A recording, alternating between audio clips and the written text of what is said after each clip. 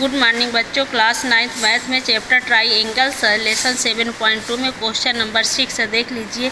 ABC एक समद्विबाहु त्रिभुज है जिसमें AB इक्वल है किसके, AC के, और भुजा BA बिंदु D तक इस प्रकार बढ़ाई गई है कि AD इक्वल है किसके, AB के। दर्शाइए कि एंगल BCD एक समकोण त्रिभुज है।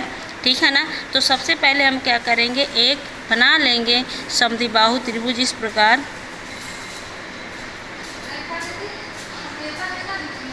ये इधर रखे पेपर पूरा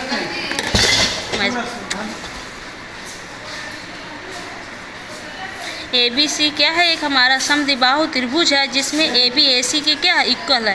तो AB AC के क्या है, इक्वल है। ठीक है ना। आगे क्वेश्चन में भुजा BA को बिंदु D तक इस प्रकार बढ़ाया गया। तो BA को आगे D बिंदु तक इस प्रकार बढ़ा दीजिए। BA को आगे D बिंदु तक इस प्रकार बढ़ाई गई है कि AD क्या है, AB के इक्वल है। तो AD AB के क्या है, इक्वल है। दर्शाइए कि एंगल BCD समकोण है। तो CD को क्या कर दीजिए, मिला दीजिए। तो CD को आप क्या करेंगे, मिला दीजिए इस प्रकार। CD को क्या किया हमने, मिलाया। ठीक है ना। तो हमें प्रूफ क्या करना है, देख लीजिए। प्रूफ करना है कि एंगल BCD इक्वल 90 अंश। ये हमको क्या करना, सिद्ध करना है कि एंगल BCD इक्वल 90 अंश है। अच्छा, दिया क्या गया है, यदि दिया में देखोगे तो दिया में कहा गया है कि ABC एक समद्विबाहु त्रिभुज है।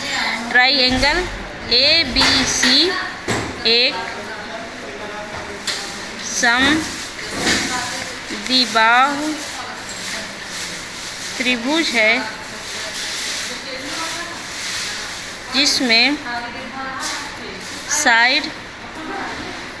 साइड में देख लीजिए, साइड AB इक्वल है किसके, AC के। साइड AB इक्वल है किसके, AC के। भुजा BO को बिंदु D तक इस प्रकार बढ़ाया गया है। तो हम नीचे लिख सकते हैं साइड BA को पॉइंट D तक इस प्रकार बढ़ाया गया है कि AD इक्वल है किसके, AB की। ये बात इतनी किसकी आ गई, दिया की आ गई। ठीक है ना। आगे देख लीजिए उपपत्ति में।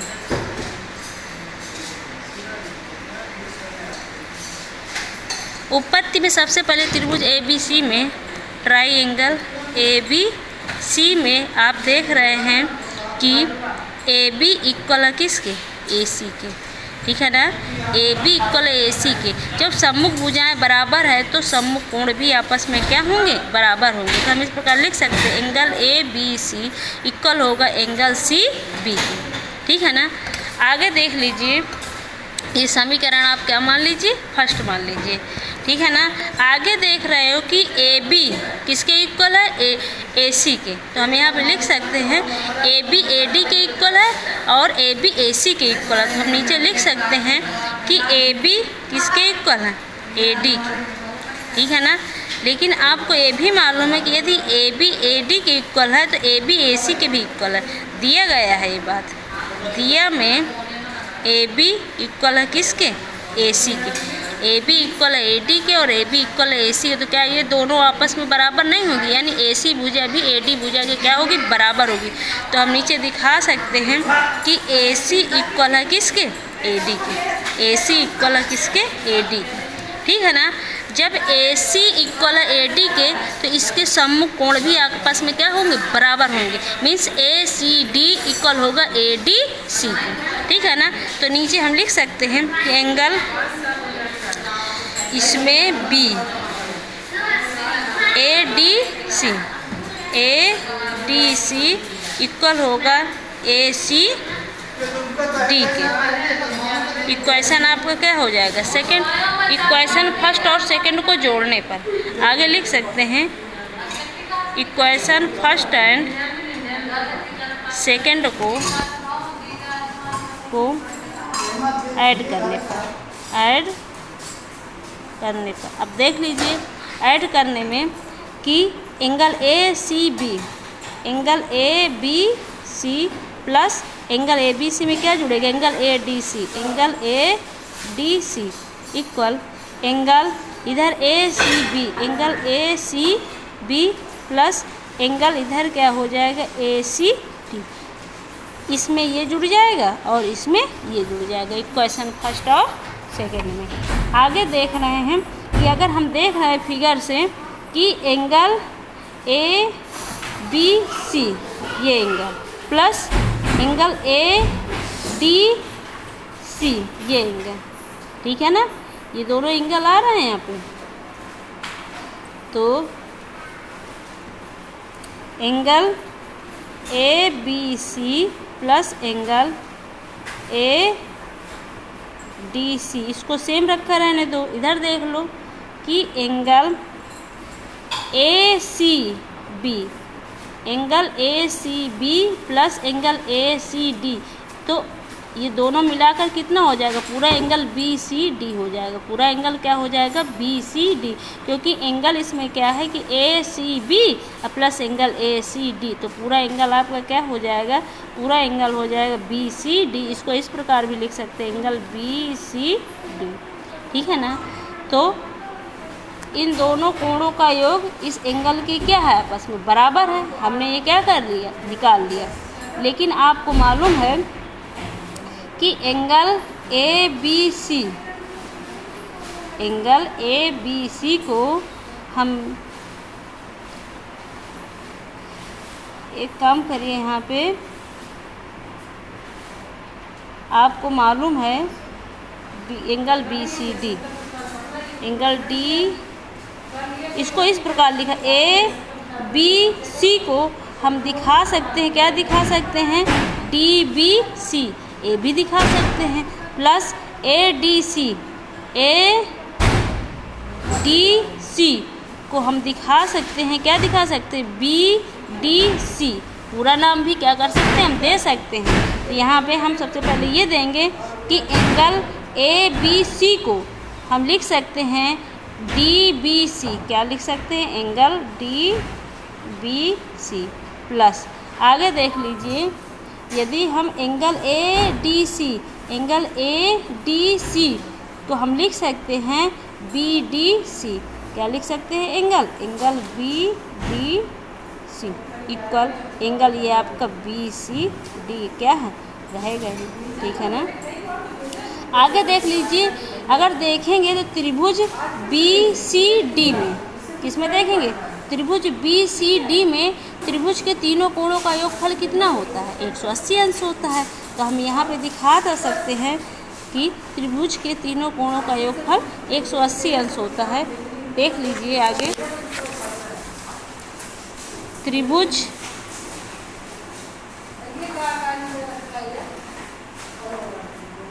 बी सी डी में, अगर त्रिभुज बी सी डी में देखोगे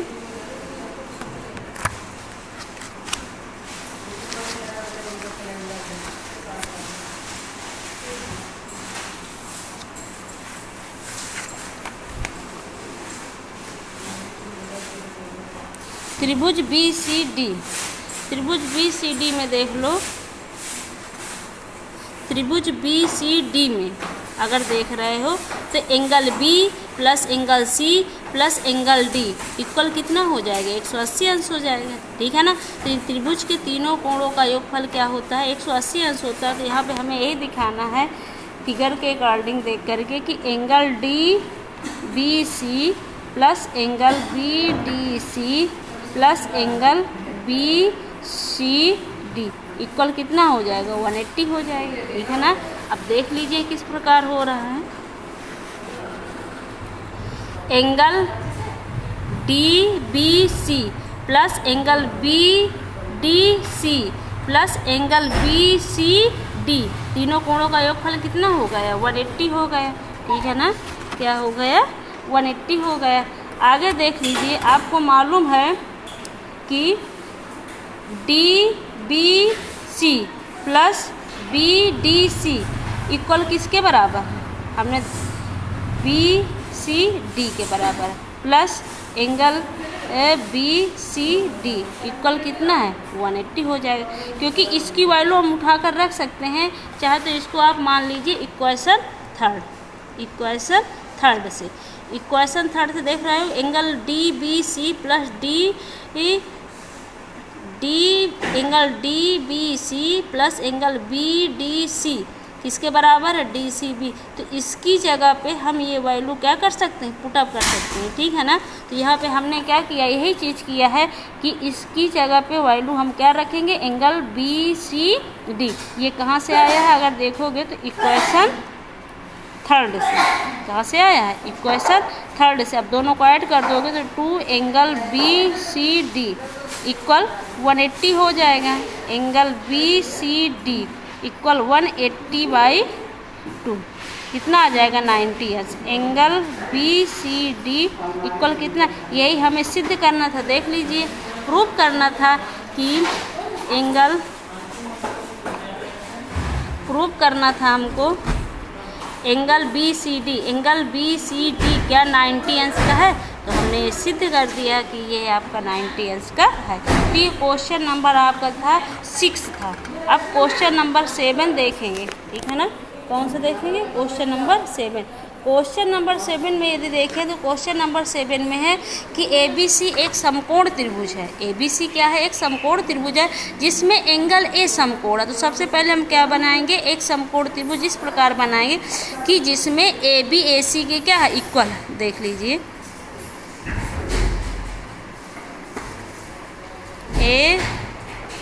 ABC एंगल ये क्या है आपका? 90 अंश का। त्रिभुज ABC एक समकोण है जिसमें एंगल A आपका 90 अंश है। AB इक्वल है किसके? AC की। ये इसके क्या है? बराबर है। तो एंगल B और एंगल C हमको क्या करना है? ज्ञात करना है। क्या ज्ञात करना है? एंगल B और एंगल C आपको क्या करना है? ज्ञात कीजिए कि कितने कितने अंश के होंगे, ठीक है ना। बहुत इंपॉर्टेंट थ्योरम है। तो इसमें दिया क्या गया है कि ABC एक समकोण त्रिभुज है जिसमें कोण A आपका 90 अंश है। तो हम यहाँ प्रूफ तो ये करना है। और दिया में क्या कहा गया है? हम यहाँ पे नोट करे देख रहे हैं। दिया में कहा gया है कि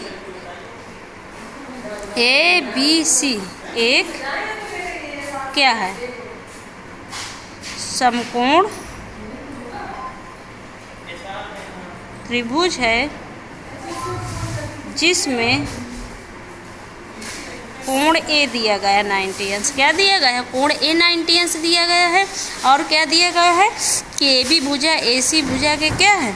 बराबर है। AB भुजा AC भुजा के क्या है? बराबर है। ये बात कहाँ की है? दिया की है, ठीक है ना। ज्ञात करना है ये चीज़ है, ये हमें क्या करना? सिद्ध करना है, ठीक है ना। तो आगे हमें इस क्वेश्चन को क्या करना है? एक तरह से हल करना है। हल करने के लिए देख लीजिए, अगर AB भुजा AC भुजा के क्या इक्वल है तो इसके सम्मुख कोण आपस में क्या होंगे? बराबर होंगे। सम्मुख कोण क्या होंगे? आपस में बराबर होंगे। तो यहाँ पे देख लीजिए कि त्रिभुज ABC में आपको मालूम है कि AB इक्वल है किसके? AC के। तो एंगल C किसके बराबर होगा? एंगल B के। AB AC के बराबर है। ये बात कहाँ की है? दिया की है, ठीक है ना। AB इक्वल किसके? AC के। तो सम्मुख कोण भी आपस में क्या होंगे? बराबर होंगे। अच्छा देख लीजिए, त्रिभुज के तीनों कोणों का योगफल कितना होता है? 180 होता है, ठीक है ना। तो यहाँ पे लिख सकते हैं कि ट्राइएंगल के तीनों एंगल्स, ट्राइएंगल के तीनों कोणों का योग 180 होता है। कितना होता है? 180 होता है। तो हम यहाँ पे दिखा सकते हैं कि angle A plus angle B plus angle C equal कितना हो जाएगा? 180, ठीक है ना। लेकिन आपको मालूम है कि एंगल A कितना दिया? 90, ठीक है ना। और हमें angle B angle C B के क्या है? बराबर है। समीकरण 1 से क्या कर सकते हैं? C की जगह पे हम B रख सकते हैं। इक्वल क्या हो जाएगा? 180, ठीक है ना। कहाँ से आया है, अगर देखोगे तो एंगल सी बराबर है कहाँ, एंगल बी के, तो हम सी की जगह पे क्या रख दिया, बी रख दिया, ठीक है ना। ये कहाँ से रखा, समीकरण 1 से। तो आगे क्या हो जाएगा, 2 एंगल बी इक्वल 180 माइनस 90 हो जाएगा कि नहीं हो जाएगा। आगे देख रहे हैं एंगल बी इक्वल 90 हो जाएगा और 2, तो एंगल बी कितना हो जाएगा, 90/2 इक्वल 45 का हो जाएगा। कितने का हो जाएगा, 45 का हो जाएगा। तो हम कर सकते हैं यहाँ पे कि एंगल बी इक्वल कितना आ गया, 45 कितना आ गया। लेकिन आपको मालूम भी है कि एंगल बी एंगल सी के क्या है, बराबर है, ठीक है ना। तो अगर एंगल सी एंगल बी 45 का है तो एंगल सी भी आपका क्या होगा, 45 अंश का होगा। हमें यही ज्ञात करना था। तो एंगल बी और एंगल सी दोनों कितने कितने अंश के हैं, पता, क्योंकि एंगल सी भी 45 का होगा और एंगल बी भी आपका 45। ये क्वेश्चन नंबर आपका क्या था, 7 नंबर था। बहुत इंपॉर्टेंट है और छोटा भी क्वेश्चन है, अच्छी प्रकार से इसको समझ करके लगा लीजिए। इसी प्रकार क्वेश्चन नंबर 8 है, इसको आपको स्वयं करना है। क्वेश्चन ये है कि दर्शाइए कि किसी समबाहु त्रिभुज का प्रत्येक कोण 60 अंश का होता है। दर्शाइए कि किसी समबाहु त्रिभुज का प्रत्येक कोण 60 अंश का होता है। तो दिया क्या गया, ABC एक समबाहु त्रिभुज है जिसमें AB BC और AC परस्पर समान लंबाई, यानी समबाहु त्रिभुज की कंडीशन क्या होती है कि तीनों भुजाएं आपस में बराबर होती हैं। जब तीनों भुजाएं बराबर होती, एंगल A एंगल B और एंगल C समबाहु त्रिभुज के क्या है, अंतःकोण हो जाएंगे। सिद्ध करना है कि क्या ये प्रत्येक कोण 90 अंश के होते हैं, ये हमें क्या करना, प्रूव करना है। तो इसको आपको स्वयं होमवर्क के रूप में लगाना है। बाकी जो सवाल लगाए हैं इनको भी होमवर्क के रूप में आपको दोबारा लगाना है। धन्यवाद।